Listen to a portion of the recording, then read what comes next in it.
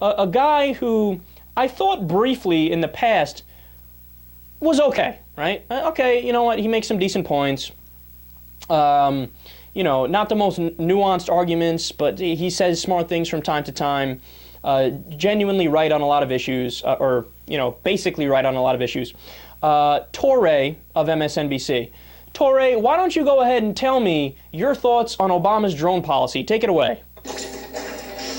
I'm not pro-drone. Of course not. I'm pro-killing those who are working to kill us. Oh, okay. I am anti-collateral damage. Everyone Oh, is. I see. But I know civilians are tragically killed in human warfare and in robotic warfare. Oh, okay. I know war crimes may have been committed via our drone program, but I am pro-killing al-Qaeda leaders via drones, even if they are American citizens.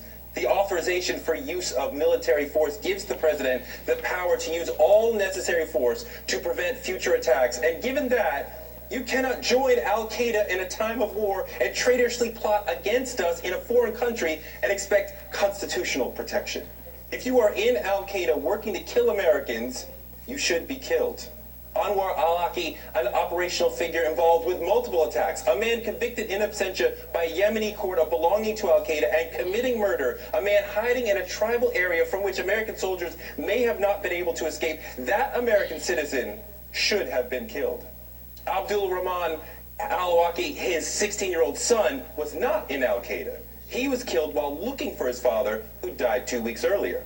Some say he was targeted, which would be tragic and a war crime, but there is much evidence that he was not targeted, but standing too near an al-Qaeda official named Ibrahim al-Bana, who was targeted. All major wars lead to these moments of moral outrage. An endless post-geographical war against a fluid enemy is especially fraught. We have a president who is probably extraordinarily afraid of a successful attack against us, and afraid of another Black Hawk Down, and battling an enemy hiding in ungovernable areas of the world. So he uses the technology available to disrupt al-Qaeda in ways that minimize the risk to American soldiers. Yes, he has done so with a lack of oversight, which is problematic, and a special court overseeing who's targeted is a great idea. But the idea that drones are responsible for more civilian deaths than human warfare is untrue. A recent report from the Council on Foreign Relations called Reforming U.S. Drone Strike Policies finds, quote, far less collateral damage from drones than other weapons platforms. It quotes the Bureau of Investigative Journalism, a British nonprofit, which found that in the Pakistan drone strikes, 23% of those killed were civilians, and in Yemen, only 8%. Approximately 800 civilians killed since 2004 are far too many, but the Afghanistan war, according to the UN, left well over 13,000 civilians dead, and the Iraq war left more than 100,000 civilians dead. I understand the fears associated with robotic warfare, but it makes more sense to be anti-war than to be anti-drone. The drone program is a huge asset, just as it has made huge mistakes. It has significantly degraded the capabilities of al-Qaeda, but if we are intentionally killing people running to victims of strikes or attending their funerals, then those are war crimes. But I sense some in this nation are getting a little soft and forgetful when they defend the civil liberties of al-Qaeda members who are working to kill us. Torture is obviously a separate issue. Once captured, you no longer pose a threat. But people hiding in ungovernable tribal areas who still pose a threat must be dealt with. I understand the fears of progressives as Obama conducts a foreign policy that looks like Bush's. I am not pro-drone. I am pro-destroying al-Qaeda. I am pro-protecting America. I am pro a better drone program that is more transparent, more precise, and more deadly. And I am pro-ending this war as soon as we can, but I fear that's a long way away. As Douglas MacArthur said, only the dead have seen the end of war, and we may now be in a permanent war. What do you want us to do? We're either going to have to kill all the civilians or some of the civilians. Take your choice, Kyle. Why are you being irrational? Either kill all the civilians on the ground in a regular war or kill some civilians in drone strikes. What? Why can't you pick between those two? Look, I thought when I was listening to that, I was listening to a Republican.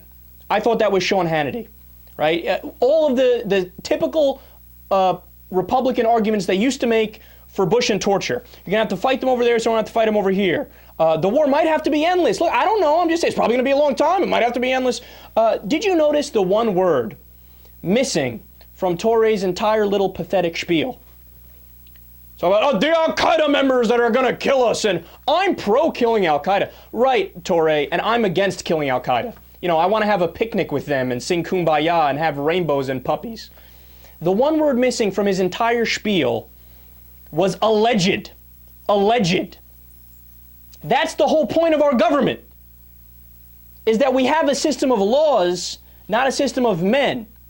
So you have to prove that the person is guilty before you do something like execute them.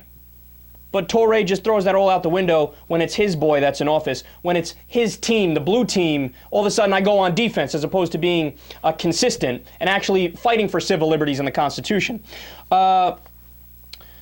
Keep in mind, guys, the most important part, I can't stress this enough about this whole so-called debate about the drone strikes, right?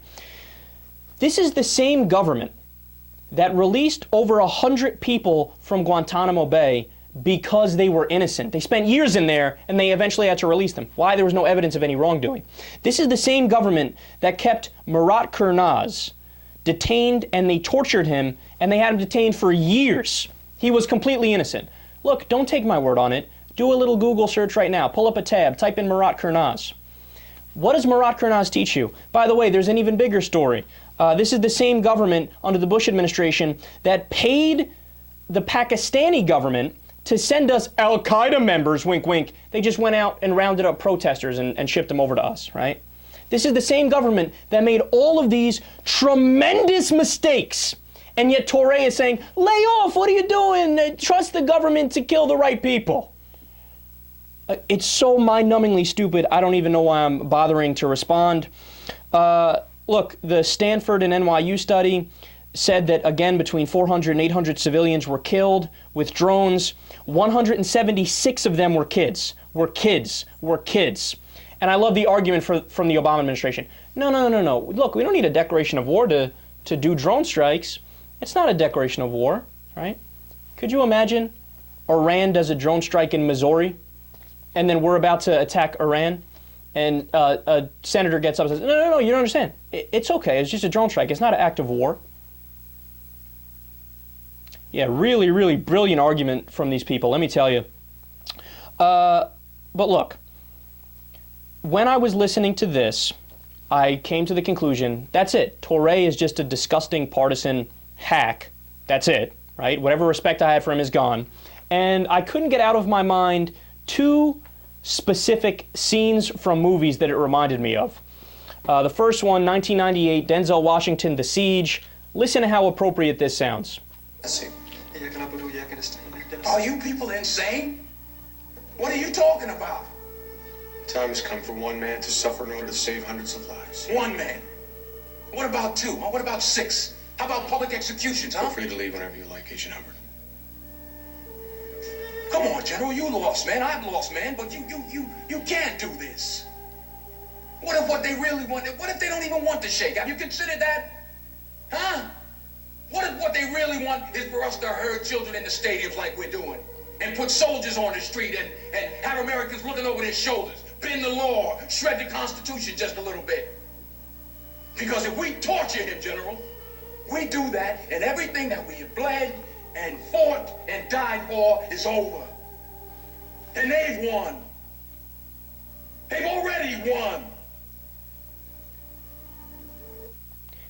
Bend the law, shred the Constitution just a little bit, right? Look, I don't want to kill Americans. Sometimes you got to kill an American with a drone strike. What? And okay, so if his son happens to die, his 16-year-old son who's an American citizen, who's a juvenile, right? Oh, no.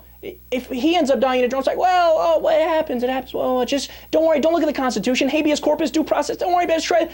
Bend it just a little bit. And then, of course, this famous scene from one of the Star Wars. So